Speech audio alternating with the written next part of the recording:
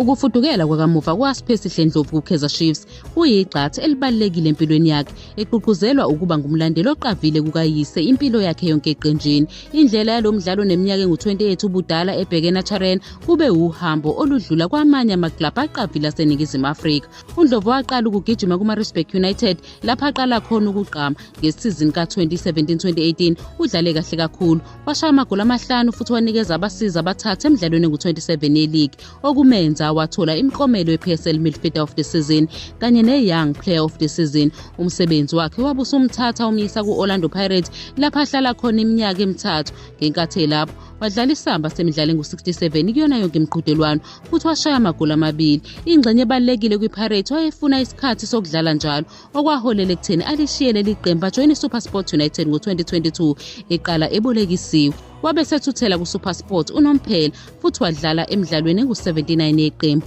Wanikeza ngabasizi abathathu ngesikhathi sokubusa kwakhe. Manje njengoba sekuKaizer Chiefs, uNdlovu ungene endaweni enengcindezi enkulu futhi kulindelwe elikhulu kuyena. Useqalile ukugqama njengoba esedlala imidlalo emihlanu yeqembu kuze kube manje kule sizini lapho eseshaye khona igoli elilodwa. Lesi sinyathelo sibalulekile kuyena njengoba sifeza iphupho lesikhathi eside likayise ongumlandeli ozinikele weKaizer Chiefs.